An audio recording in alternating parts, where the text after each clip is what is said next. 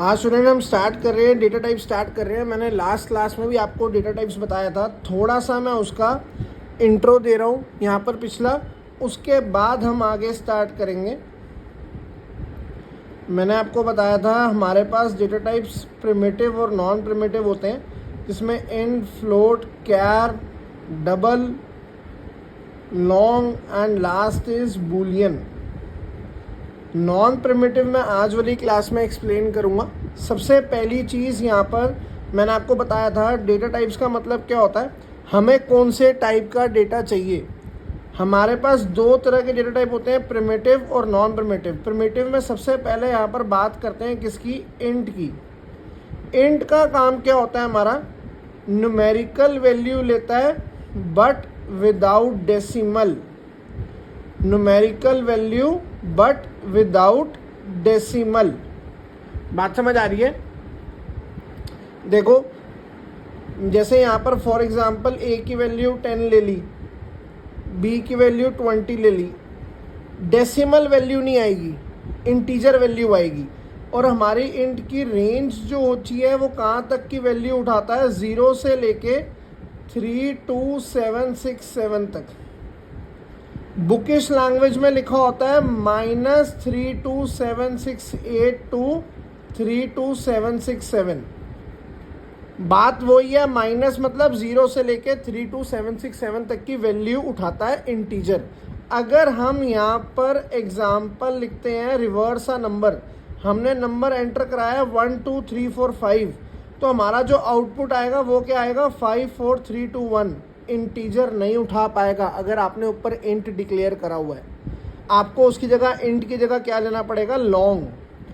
Int की जगह क्या लेना पड़ेगा आपको, लॉन्ग। लॉन्ग क्या लेता है, big numerical value. Big numerical value मतलब इंटीजर से ऊपर की वैल्यू। इसके ऊपर की वैल्यू कौन लेता है, लॉन्ग। अबव इंटीजर वैल्यू वो कौन लेता है, हमारा लॉन्ग, चाहे वैल्यू हमारी लाखों में क्यों ना हो। बात समझ आ रही है? फिर हम बात करते हैं यहाँ पर किसकी, फ्लोट की। फ्लोट लेता है हमारी डेसिमल वैल्यूज। फ्लोट लेता है हमारी डेसिमल वैल्यूज, जैसे कि 3.14 हो गया, कोई भी डेसिमल वैल्यूज होगी वो कौन लेगा, फ्लोट। फिर इसके बाद बात आती है हमारे पास किसकी, डबल की। डबल लेता है बड़ी बड़ी decimal values, big decimal values. ठीक है, float small decimal values, double big decimal values. फिर इसके बाद बात आती है हमारे पास char. Char can take alphabets A to Z, small A to Z and upper J to Z। बात हो रही है अल्फाबेट्स की, तो कैर क्या लेता है, हमारे अल्फाबेट्स। ठीक है, देखो सबसे पहली चीज, इंट को जो हम डिनोट करते हैं, हम इंट को किससे डिनोट करते हैं, %d से। इंट को किससे करते हैं, %d से। फ्लोट को किससे करते हैं, %f से। कैर को करते हैं %c for single character.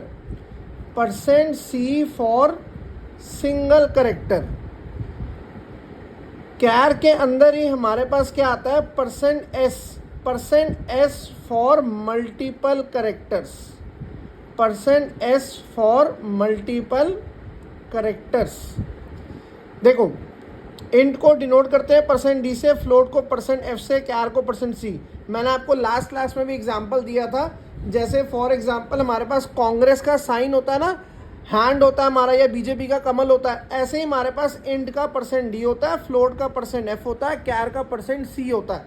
%c for single character, %s for multiple characters. Double का %d होता है, लॉन्ग का %l होता है, और बूलियन का कोई भी साइज नहीं होता। बूलियन का मतलब होता है या तो कंडीशन ट्रू होगी या कंडीशन हमारी फॉल्स होगी। बात समझ आ गई? यहाँ तक कोई डाउट नहीं है किसी को? इसके बाद हम जो बात करने जा रहे हैं, हम बात कर रहे हैं यहाँ पर साइज की। हम यहाँ पर डिक्लेयर करते हैं इंट a। एक वेरिएबल हमने डिक्लेयर करा। एक वेरिएबल इंट का कितनी बाइट ऑक्यूपाई करता है, एक वेरिएबल इंट का कितनी बाइट ऑक्यूपाई करता है, हमें वो बताना है। तो एक वेरिएबल, अगर मैं बात करूं इनकी साइज की, इंट का साइज है 2, फ्लोट का साइज है 4, कैर का साइज है 1, डबल का साइज है 8, लॉन्ग का साइज है 8। बूलियन का कोई भी साइज नहीं होता। बात समझ आ रही है? तो यहाँ पर इंट का साइज क्या है? एक वेरिएबल 2 बाइट ऑक्यूपाई कर रहा है।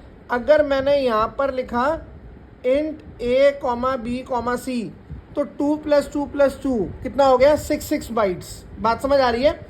अगर मैं यहाँ लिखता हूँ कैर a comma b comma c, तो कैर का साइज होता है 1, तो कितने बाइट्स हो गए? एक वेरिएबल फॉर 1 बाइट, 1 + 1 + 1 3 बाइट्स।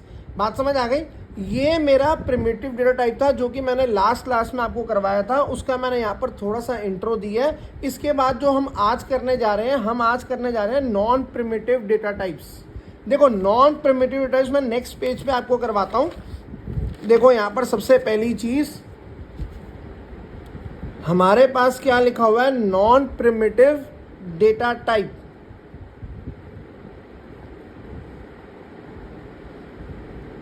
हमारे पास 2 तरह के डेटा टाइप होते हैं नॉन प्रिमिटिव में। एक होता है हमारे पास सबसे पहले सिस्टम डिफाइंड, जिसे हम इनबिल्ट भी बोलते हैं या हम प्री डिफाइंड डेटा टाइप्स बोलते हैं, जो पहले से बने बनाए डेटा टाइप्स हैं हमारे। और एक होता है हमारे पास यूजर डिफाइंड, जो हम खुद क्रिएट करते हैं।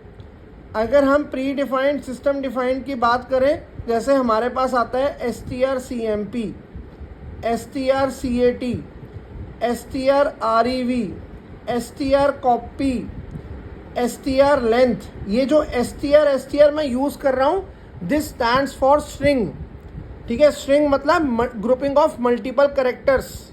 ठीक है, अभी आने वाले टाइम में जब हम लूपिंग कर लेंगे, उसके बाद एरेस करेंगे, उसके बाद स्ट्रिंग्स में आपको बताऊंगा। फिलहाल यहाँ पर बताने का सिर्फ मकसद इतना सा है, ये हमारे प्री डिफाइंड है, जो पहले से बने बनाए हैं। ठीक है, यूजर डिफाइंड होते हैं जो हम खुद बनाते हैं, जैसे कि एरेज, स्ट्रक्चर्स, फंक्शंस। अगर ऊप्स की बात करें तो क्लासेस एंड ऑब्जेक्ट्स। ठीक है, फिलहाल अभी सी लैंग्वेज कर रहे हैं तो सी की बात करेंगे। Arrays, structures and functions. आने वाली क्लासेस में ये पूरा चैप्टर मैं बताऊंगा आपको कि एरे का यूज कहाँ पर होता है और क्या क्या हमें करना होता है, चाहे वो एरे हो, चाहे वो स्ट्रक्चर हो, चाहे वो फंक्शंस हो। ठीक है, तो नॉन प्रिमिटिव हमारे पास 2 टाइप्स के होते हैं, सिस्टम डिफाइंड, जिसमें वो हम इनबिल्ट भी बोलते हैं और प्री डिफाइंड भी बोलते हैं। यूजर डिफाइंड होता है हमारे पास array, structures and functions and so on. ठीक है, इसके बाद जो हम बात करने जा रहे हैं, हमारे पास नेक्स्ट टॉपिक आता है ऑपरेटर्स। ऑपरेटर्स का मतलब क्या है?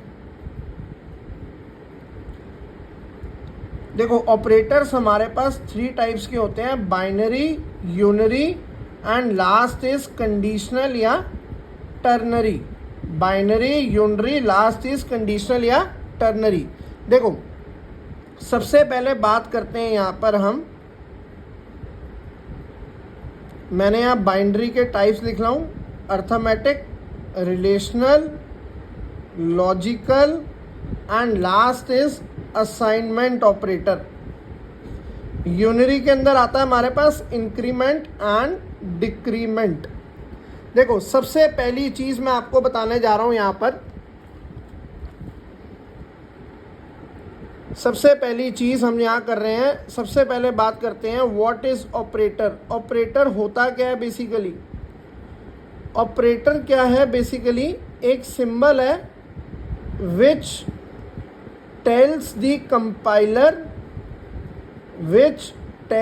Compiler to perform mathematical calculations, which tells the compiler to perform mathematical calculations। सबसे पहले बात करते हैं यहाँ पर, जैसे यहाँ a + b लिखा है, तो a और b जो है वैसे हमारे ये वेरिएबल्स होते हैं, पर ऑपरेटर्स की टर्म्स में इन्हें हम ऑपरेंड्स बोलते हैं, ऑपरेंड्स। ठीक है, सबसे पहले बात करते हैं यहाँ पर हम बाइनरी की। बाइनरी का मतलब क्या होता है? Binary are those who works on 2 operands, जो 2 ऑपरेंड्स पे काम करता है। जैसे एग्जाम्पल की बात करूं तो a + b, a और b क्या हमारे 2 ऑपरेंड्स हैं। तो बाइनरी का मतलब क्या होता है? तो जो 2 ऑपरेंड्स पे काम करते हैं उसे बोलते हैं बाइनरी। जिसे हम 0 या 1 भी बोलते हैं, भाई जीरोस और 1 पे काम करता है। फिर यूनरी की बात आती है, unary are those who works on one operand, जो एक ऑपरेंड पे काम करता है। एग्जाम्पल की बात करें तो a प्लस प्लस, अगर हमारी a की वैल्यू 10 है तो a प्लस प्लस लिखूँ या a प्लस इक्वल टू 1 लिखूँ या a equal to a plus 1 लिखूँ, इस प्लस इक्वल को हम शॉर्ट हैंड ऑपरेटर बोलते हैं। इस प्लस इक्वल को हम शॉर्ट हैंड ऑपरेटर बोलते हैं। बात समझ आ रही है? प्लस इक्वल, देखो unary are those who works on one operand, एक ही ऑपरेंड है, एक ही वेरिएबल है, एक ऑपरेंड वाले को हम यूनरी बोलते हैं। बात समझ आ गई? कोई डाउट तो नहीं है इसके अंदर? इसके बाद हम जो स्टार्ट करने जा रहे हैं, मैंने यहाँ a प्लस इक्वल टू 1 लिखा है, इसे हम एक्सपेंड कैसे करते हैं वो एक बार समझ लो। यहाँ पर जो वेरिएबल दी है a, यहाँ जो इक्वल लिखा है इक्वल, फिर जो यहाँ दिया a प्लस 1, अगर यहाँ पर लिखा होता है x plus equal to y, तो हम इस चीज़ को यहाँ कैसे एक्सपेंड करते हैं? जो यहाँ लिखा है x फिर इक्वल फिर x प्लस वाई। बात समझ आ रही है? इसे बोलते हैं यूनरी। इसके बाद लास्ट जो हमारे पास इसके अंदर ऑपरेटर आता है, जो ऑपरेटर के मेन 3 टाइप्स हैं, कंडीशनल या टर्नरी। इसका मतलब क्या होता है कंडीशनल या टर्नरी का? Are those who works on more than 2 operands, जो 2 ऑपरेंड्स पे काम करता है, जो 2 ऑपरेंड्स पे काम करता है, मोर देन 2 ऑपरेंड्स पे। एग्जाम्पल की अगर मैं बात करूं, यहां पर मैंने कंडीशन ली, if age greater than 20, question mark है, बीच में मैंने यहां पर कॉलन लिया हुआ है। ये मेरी क्या है? कंडीशन है। क्या है मेरी? ये condition, COND stands for condition.